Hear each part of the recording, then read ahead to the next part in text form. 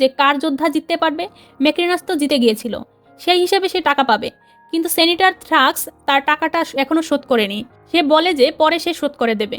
এখন ম্যাকরিনাস জানায় যে ঠিক আছে, সে টাকা নিয়ে কথা বলছে না, এখন কলোসিয়ামে আবার ফাইট হবে, প্রতিযোগিতা শুরু হবে। তো সেনেট এখন কি করতে চায়? আবার নতুন করে ব্যাটিং লড়বে? আগেরবার তো সে ডাবল দেবে বলেছিল, এবার কি ডাবল দেবে নাকি এবার সে কুইট করে দেবে, অর্থাৎ সে ব্যাটিং লড়বে না? সেনেট থ্রাক্স ভাবতে থাকে যে যদি এবার সে জিতে যায় তাহলে তার আগের ধার বাকি সব মিটে যাবে, সে কারণে সে ডাবল বলে দেয়। অন্যদিকে গ্ল্যাডিয়েটরদের রেডি করা হচ্ছে, তারা কলোসিয়ামে লড়বে। গ্ল্যাডিয়েটরদের যে নামগুলো ছিল সেখানে একটা নাম কাটা ছিল, সেটা অ্যাকচুয়ালি ম্যাক্সিমাস, যে প্রথম পার্টের হিরো ছিল। তো এই এরিনাতে লড়াই শুরু হয়। হ্যানো এবং তার সঙ্গীরা ফেস করবে সেই অ্যাস্থার্নার একটা অ্যান্টিফিটেড যোদ্ধা, যার নাম হচ্ছে গ্লেসিও দ্য ডিস্ট্রয়ার, যে গন্ডারের পিঠে চেপে সেই এরিনাতে আসে। তাকে হারানো সত্যিই খুব কঠিন। হ্যানোর বহু সঙ্গী সেখানে মারা যায়, তবে তারা বুদ্ধি করে সেই গন্ডারটাকে ঘায়েল করে এবং